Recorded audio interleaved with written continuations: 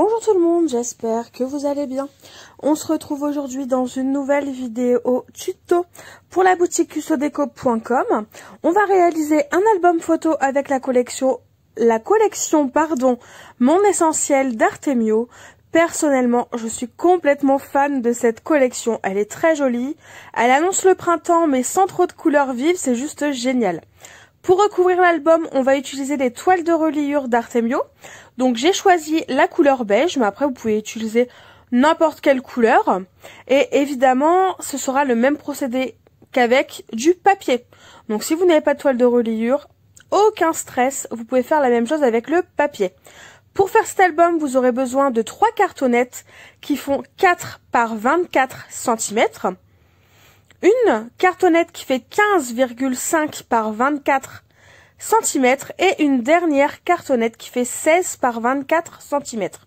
Pour la fermeture, j'ai décidé d'utiliser des aimants, mais vous pouvez remplacer les aimants par du velcro, du scratch quoi. Un ruban, des anneaux, enfin voilà, vous pouvez vraiment adapter le projet à 100% et surtout, il faut que ce soit vraiment sans prise de tête. Même si je vous propose un tuto de base, vous pouvez très bien l'adapter à vos envies et au matériel que vous avez. Donc dans un premier temps, ce que je vais faire, c'est que je vais poser toutes mes cartonnettes et je vais tracer tout le contour de mes cartonnettes une fois qu'elles sont positionnées au bon endroit. Et bien sûr, je vais tracer au crayon gris pour pas que ça passe à travers la toile de reliure, parce que très clairement, je ne sais pas si on verrait à travers le stylo. Donc un crayon gris, ça fera parfaitement l'affaire. Si je trace le contour au crayon gris, c'est tout simplement pour me faciliter la tâche. Et pour information, j'ai laissé environ 3 mm entre chaque cartonnette. Et donc là, ce que je vais faire, c'est que je vais appliquer de la colle sur mes cartonnettes et je vais les coller en suivant les contours que j'ai fait au crayon gris. Et concernant les angles, je coupe de manière plus ou moins droite, en veillant à laisser environ au-dessus de mes coins 3 petits millimètres. Après, ça c'est ma façon de faire. Et si jamais vous, de manière générale, vos coins ne vous plaisent pas, n'hésitez pas à ajouter des petits coins en métal pour les cacher et pour embellir votre album. Maintenant qu'on a collé nos cartonnettes sur notre toile de reliure, on va prendre chaque rabat et on va le plier vers les cartonnettes de façon à commencer à l'aider à se plier. On fait pareil évidemment pour le papier, je vais pas le dire à chaque fois mais c'est plus ou moins la même chose.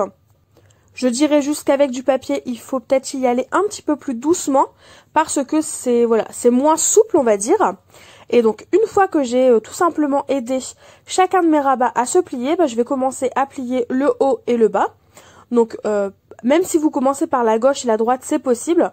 Sachez juste que si vous commencez par un côté, le second côté que vous allez plier, c'est forcément celui qui est en face. Au moins, ça permettra une plus jolie symétrie au niveau de vos angles. Donc j'utilise toujours la même colle vinylique que j'applique au pinceau. Si ça dépasse de ma toile de reliure et que j'en mets partout sur ma plaque en verre, ce n'est pas grave. Elle sert aussi à ça, à être nettoyée, parce qu'après tout on travaille. Et au moins je suis sûre qu'il y a de la colle partout sur ma toile de reliure. Une fois que vous avez collé votre rabat, on continue, on fait la suite, c'est-à-dire celui qui est à droite, le bas, et seulement après on va faire la gauche et la droite. Et surtout, une fois que vous aurez fait tous ces fameux côtés, il faudra commencer, avant que la colle ne soit complètement sèche, à travailler un petit peu la jointure entre chaque cartonnette. Parce que déjà ce sera beaucoup plus compliqué si la cartonnette est déjà... si la colle est déjà sèche. Donc on le fait avant qu'elle ne sèche.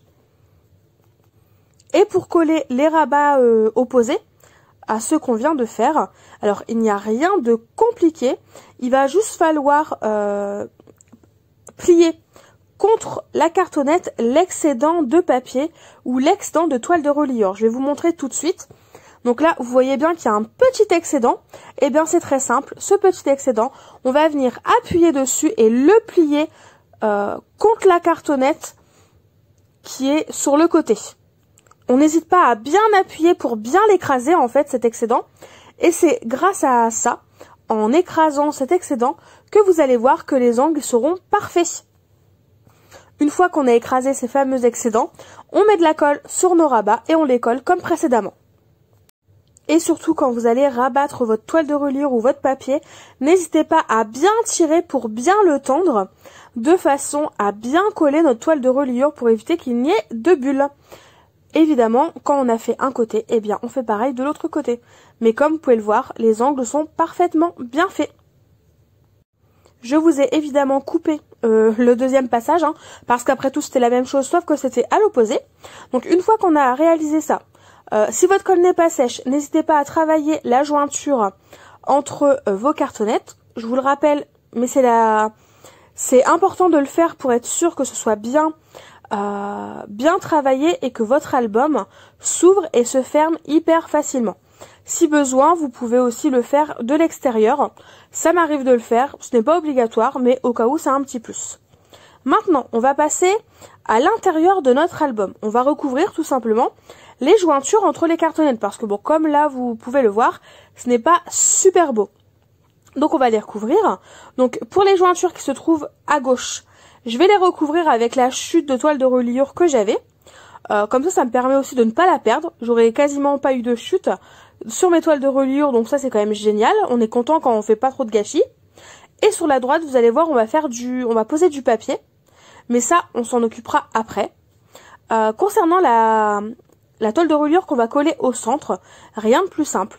Je vais mettre de la colle partout sur mon morceau de toile de reliure.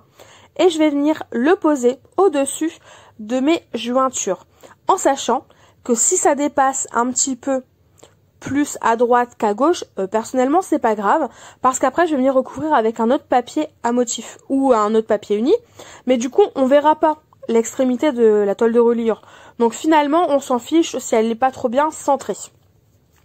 Et surtout, c'est comme tout à l'heure, avant que la colle ne soit sèche, n'hésitez pas à travailler vos plis, parce que sinon, si vous attendez que la colle sèche, ça va être hyper compliqué et c'est à ce moment-là que votre album ne s'ouvrira pas et ne se fermera pas correctement. On n'hésite pas, on ouvre, on ferme en même temps qu'on travaille les plis et vous verrez qu'en faisant ça, en prenant son temps, votre album sera parfait. On va passer à l'autre côté, sauf que cette fois-ci je vais utiliser un papier craft, donc c'est du papier craft de chez Basile qu'on trouve sur Cusso Déco. Donc là, comme vous pouvez le voir, j'ai déjà collé en fait ce qui va être sur la tranche, parce que j'ai complètement oublié. En fait j'avais commencé à coller, comme c'est le même principe que pour la toile de reliure, je pensais pas filmer, mais en collant je me suis rappelé que je vais mettre des aimants. Donc c'est pas grave, il y a un petit morceau qui est collé, mais ça ne change en rien la technique de collage. Pour les aimants, vous allez voir, je vais essayer de les placer au centre de ma petite cartonnette qui fait 4 cm par 24. Pour ça, rien de compliqué. Je vais tracer un trait au milieu, tout le long de la cartonnette, sans aucun problème. Comme ça, je saurai plus ou moins où les placer. Et je vais essayer de les poser de manière assez symétrique le long de ce trait-là. Je dirais que la seule difficulté avec les aimants, c'est de vérifier et de ne pas se tromper en termes de polarité. Donc là par exemple, pour être sûr de ne pas me tromper concernant la polarité des aimants, eh bien je les ai pincés autour de mon papier. Au moins je suis sûre que voilà, ils sont pincés autour de mon papier, ils sont dans le bon sens. Donc là, je vous ai montré tout simplement les fameux petits repères que j'ai fait. Donc si je me trompe pas, je les ai fait à 4 cm du haut, 4 cm du bas, et il doit avoir et un au milieu. Donc c'est ça, donc ça fait en gros, mes aimants sont placés à 2 cm au milieu de la cartonnette, comme je vous l'ai expliqué tout à l'heure. Celui tout en bas, il est placé à 4 cm du bas. Celui du milieu, il est placé à 12 cm. Et celui du haut, il est placé à 4 cm tout simplement du haut. Ou alors à 16 cm. Peu importe dans quel sens vous le prenez. Mais au moins, vous avez une idée de l'endroit où j'ai placé mes aimants. Et après, personnellement, même s'ils sont pas placés parfaitement symétriquement, ce n'est pas grave.